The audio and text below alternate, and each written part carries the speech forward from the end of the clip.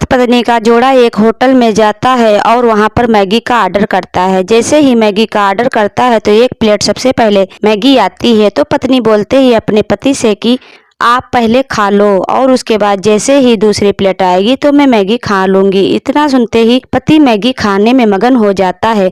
वहीं पर 2-3 लोग वर्दी पहने हुए हथियार लिए हुए इधर उधर घूम रहे थे। थोड़ी देर में उस पति पत्नी के जोड़े के पास आते हैं और पति से पूछते हैं कि अपना नाम बता दो। तो वह कुछ नहीं बोलता, तो कहता अच्छा इतना बताओ कि तुम मुसलमान हो कि नहीं।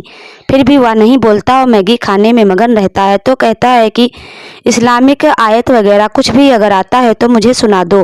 तो वह सोचता है कि आखिर ये वर्दी पहने हैं, पुलिस वाले हैं और मुझसे ये ऐसी अचंभित बातें क्यों पूछ रहे हैं। वह चौंक जाता है और उसकी बातें सोचने पर मजबूर हो जाता है कि आखिर तुम्हें इन बातों से क्या मतलब है, मेरा क्या नाम है, मैं हिंदू हूँ या मुसलमान हूँ, तुमको इन बातों से कोई मतलब नहीं, अपना काम करो, मुझे परेशान मत करो।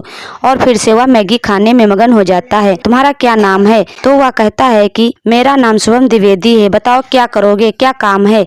इतना कहना था कि उधर से गोलियां चलने लगती हैं। शुभम द्विवेदी वहीं पर गिर जाता है और उसकी वहीं पर मौके पर मौत हो जाती है। ऐसा देख करके उसकी पत्नी चीखने चिल्लाने लगती है और दहाड़े मारकर रोने लगती है। फिर बोलती है उस व्यक्ति से कि तुमने अगर मेरे पति को मार दिया है तो मुझे भी मार दो, मैं जीकर क्या करूंगी। वह कहता है कि जा मोदी से कह देना कि हमने इसको मार दिया है। और वह रो रो कर उसका बुरा हाल हो जाता। इन गोलियों की आवाज सुन करके वहां पर जो लोग थे वह इधर उधर भागने लगते हैं। गोलियां लगातार चल रही थी। पहलगाम की सच्ची घटना है। उत्तर प्रदेश की जिला कानपुर का एक थाना लगता है महाराजगंज और उस थाना क्षेत्र का एक जगह लगती है हाथीपुर। यहाँ सीमेंट का कारोबारी जिसका नाम होता है शुभम द्विवेदी, जिसकी अभी हाल ही में शादी हुई थी 12 फरवरी 2025 को। शादी के बाद अपनी पत्नी से कहता है कि कहीं घूमने चलते हैं। वह 16 अप्रैल 2025 को जम्मू श्रीनगर में पहुंच जाते हैं।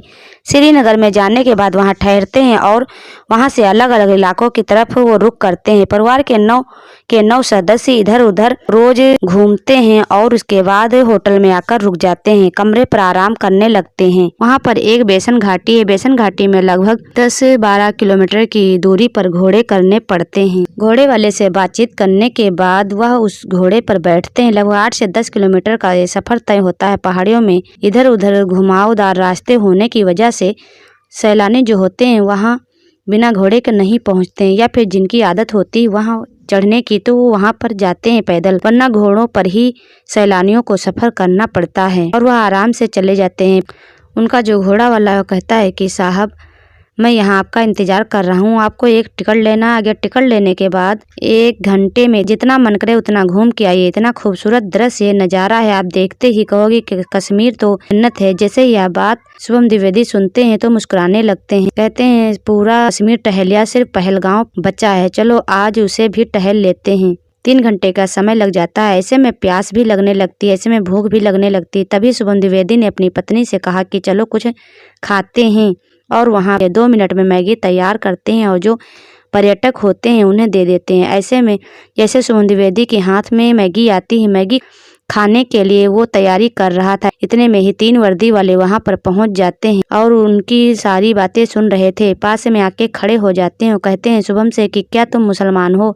यह बात सुनने के बाद शुभम द्विवेदी को बड़ा अजीब लगता है। वह हैरान हो जाते हैं, सोच के परेशान हो जाते हैं कि यह कैसी बातें कर रहा है। बात आगे जैसे ही बढ़ती फिर से वह पूछता है कि नाम क्या है। बोलता है शुभम द्विवेदी। क्या बात है? गोलियां चलने लगती हैं। शुभम द्विवेदी यहाँ पर गिर जाते हैं, वहीं पर मर जाते हैं। उसकी पत्नी को एक संदेश दिया जाता है कि जाकर कह दो, मोदी से कह दो कि उसे मार दिया है। जो बुजुर्ग आदमी होता है जिसकी उम्र लगभग 54 साल के आसपास होती है, नाम उनका संतोष होता है, वह यह बात मीडिया में उसकी बेटी है, उसने ये मीडिया को बताई थी। तब यह बात लोगों में पहुंचती। संतोष से कहा जाता है कि चौधरी तू इधर आजा, बाहर आजा। 54 साल का आदमी जैसे ही बाहर आता है उसे कहा जाता है कि कोई कुछ याद है, कुछ आयत वगैरह याद है तो मुझे सुना दो। बुजुर्ग समझ नहीं पा रहा था कि आखिरकार क्या बात है। उसे दोबारा से कहा जाता है कुछ याद है, कुछ आयत वगैरह याद हो इस्लामिक तो सुना दो, और वो सुना नहीं पाते, वो समझ नहीं पाते। इसके बाद गोली चलती है। उनकी गोली जाकर सर में मारी जाती है, दूसरी गोली पीठ पर मारी जाती है, क्योंकि जैसे ही गोली लगने के बाद वह घूमते हैं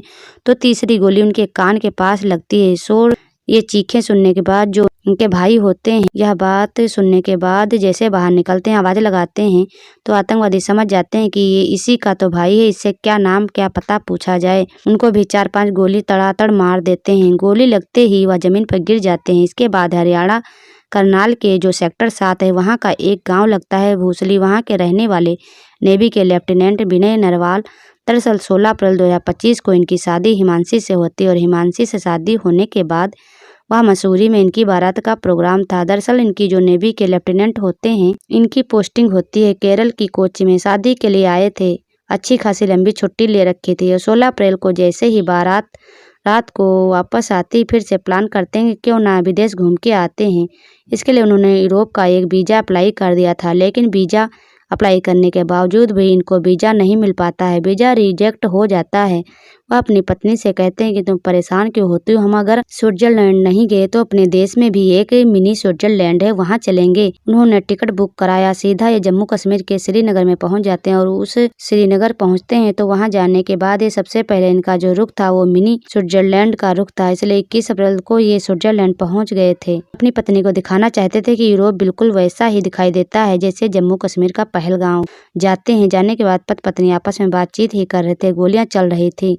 इनसे नाम पूछा जाता है, इनसे भी पूछा जाता है कि कौन हो क्या हो, इनकी पहचान की जाती है। और जब आतंकवादियों को लग जाता है कि हम जिनको मारने के लिए आए हैं वही हैं और उनको भी तड़ातड़ गोलियां मारी जाती हैं। इसके बाद उन्होंने चीखना चिल्लाना शुरू किया। उनकी पत्नी ने भी यही अपील की कि मैं जी के क्या करूंगी। तब भी उन्होंने यही संदेश दिया था कि जाकर मोदी को कह देना, मोदी को बता देना कि हमने कुछ ऐसा कर दिया है। जैसे ही घर सूचना पहुंचती है, घर वालों का रो रो कर बुरा हाल हो जाता है। एक व्यक्ति जिसका नाम होता है सैयद आदिल हुसैन शाह, दरअसल यह रोज अपने घर से निकलता है। घर से निकलने के बाद वहां पर जहां पर यह सैलानी आकर रुकते हैं, उनके वाहन आकर रुकते हैं। यहाँ पर बहुत बड़ी तादाद में, बहुत बड़ी संख्या में सैलानी होते हैं। उन घोड़ों को कुछ नौकरों की ज़रूरत पड़ती है और सैयद आदिल हुसैन शाह भी ऐसे ही नौकरी करता है किसी के लिए जिसके पास बहुत सारे घोड़े होते हैं।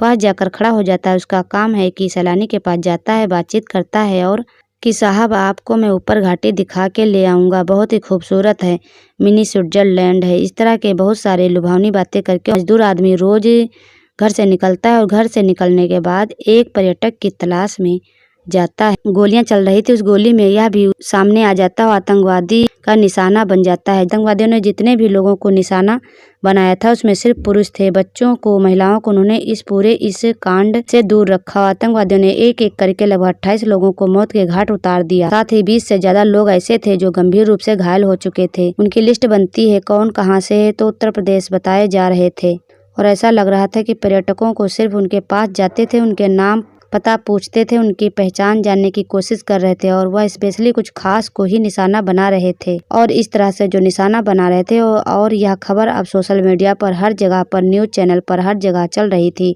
हर जगह लोग देख रहे हैं या पूरे देश में अलग अलग हिस्सों में जब ये न्यूज़ फैलती है तब लोगों को यह याद आ रहा था कि जो पूरी इंडिया के बाहर के लोग जब कश्मीर जाते हैं तो वहाँ का पर्यटन ठीक होता, वहाँ लोगों को पैसे मिलते हैं, उनका कारोबार चलता, उनके घर चलते हैं। इसी तरह से गोलीबारी चलती रही क्योंकि ऐसा बहुत कम बार हुआ है जब किसी पर्यटकों को निशाना बनाया जाता है। लेकिन सरकार ने पूरा भरोसा दिलाया कि जो भी कीमत है उन्हें दी जाएगी। इसमें कुछ विदेशी भी बताए जा रहे हैं। आपसे बस यही रिक्वेस्ट है कि अगर आपको इस कहानी या इस घटना से संबंधित कोई राय देनी है तो कमेंट बॉक्स में ज़रूर बताएं कि यह ऐसी दुखद घटना अपने देश में आखिर क्यों हुई। चैनल को सब्सक्राइब करें क्योंकि ऐसी ही कहानी और ऐसी ही अपडेट आपको मिलती रहे। जय हिंद।